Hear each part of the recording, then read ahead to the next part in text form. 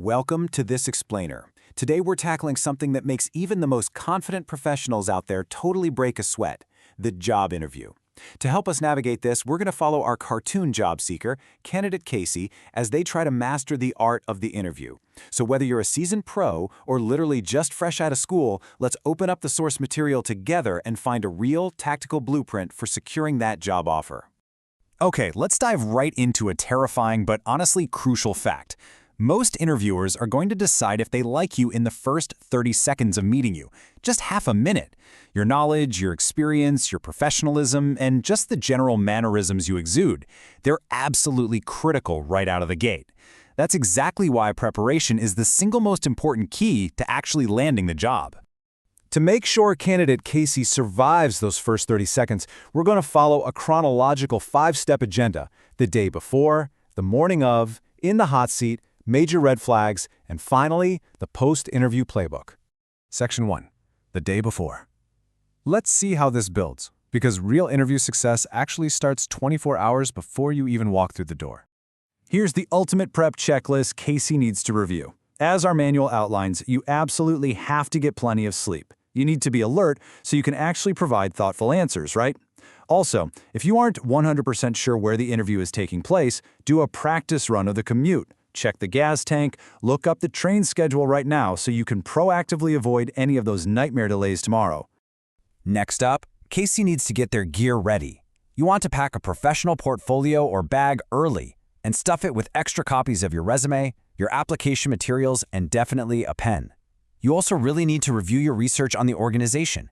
Think about the skills you picked up in past jobs, figure out what makes you stand out from the crowd, and prepare a short list of questions to ask the employer. Visually, you want to dress for success in a way that fits your gender expression. For our caricature hero, Casey, that means a freshly pressed, dark or neutral suit and polished shoes. And yes, that applies even if the interview is virtual. The source material gives us some really great baselines here. Keep makeup natural, minimize the jewelry, make sure your hair is clean and trimmed, and keep your nails manicured but avoid any flashy or super bright polish.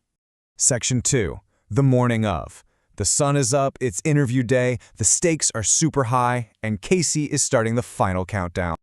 This timeline is basically your survival route. Kick things off by eating a high-protein, high-carb breakfast to boost your energy. Read the newspaper or scan the internet so you're ready for any of that icebreaker small talk about the day's events. Then practice answering potential questions out loud just to get comfortable. Check the local traffic and plan your commute so you arrive exactly 10 to 15 minutes early. And that brings us to the ultimate golden rule of interviewing. On time is late, and early is on time. Period. As you head out, make sure to avoid smoking and skip the heavy perfume or cologne. Oh, and check the weather. If it's raining, bring an umbrella. Once you arrive, take off any bulky overcoats before going in, and definitely, absolutely ditch the sunglasses and headphones before you walk into that waiting area. Picture Casey arriving 20 minutes before the start time, just frantically doing a bathroom mirror check. Honestly, this is exactly what you should do. Check for stray hairs, maybe some shoulder flakes, or static cling. Wash and dry your hands if you're dealing with sweaty palms. Turn off all your cell phone alarms completely, not just on vibrate. Take some slow, deep breaths to calm the nerves. And please, remember to be courteous to literally everyone you meet, including the security guard. You never know who's giving input on the final hiring decision. Section 3. In the hot seat. It is time for the main event, where Casey has to balance showing off their personality with maintaining absolute professionalism. Once you actually enter the room, remember to just be yourself. Use steady eye contact and natural smiles to build a real connection with your interviewer. Let them take the lead. Wait to be seated. And when you do sit down, make sure you're sitting straight up in the chair. It's incredibly important to control that nervous energy. Playing with items on the desk, swinging your legs, cracking your knuckles, all of that is just going to distract from your presentation. Instead, approach the whole interaction with care. Do not interrupt the interviewer. Just listen carefully to their questions and speak with enthusiasm and confidence. This next point is absolutely vital for your credibility. If you get stumped, honesty is always the best policy. Do not pretend you know something you don't. It's totally okay to take your time answering questions and just be really thoughtful with your responses. As the interview wraps up, Casey executes a perfect dismount. At the end of the meeting, smoothly ask what the next step is and ask when you can expect to hear from them. Finally, always make sure to ask for their business cards before you leave the room. Section 4. Major red flags.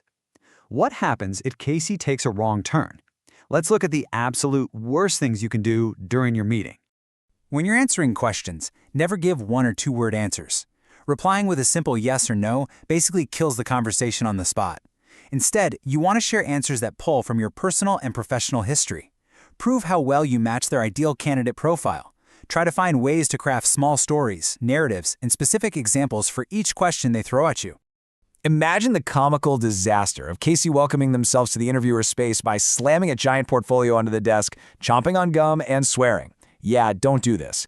Keep your bag on your lap at all times. Never chew gum or mince. Absolutely never use profanity, even if the interviewer does. And try to avoid calling them sir or madam. Just use their first name when it's appropriate, but, don't overdo it. There are a few more conversational landmines you've got to dodge. While you definitely want to be friendly, sharing overly humorous jokes can kind of cast doubt on how seriously you're taking this. Never criticize others, especially past employers.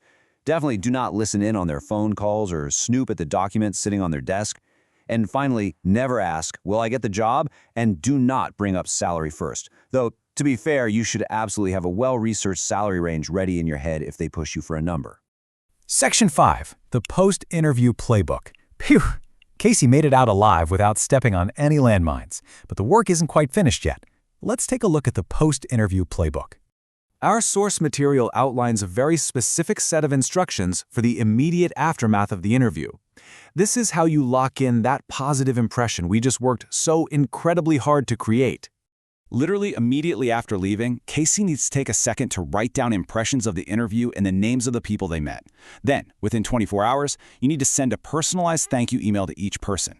Express your appreciation, reiterate your interest, and, this is key, briefly mention a specific topic you discussed to leave a memorable impression. Finally, evaluate yourself. Ask yourself which questions were the most challenging and make some notes so you can improve for next time. Now, what if they gave you a specific date to hear back by, and that day comes and goes with total silence? Don't panic. It is perfectly acceptable and honestly very professional to contact the interviewer and follow up if you're still waiting past their provided deadline. Because preparation is the absolute key to a job offer, and because that initial judgment happens so insanely fast, I'm going to leave you with this final thought to close out today's explainer. Considering everything we've learned from candidate Casey's journey today, how will you use these tools to make sure your first impression is a lasting one? Are you prepared to conquer your next 30 seconds?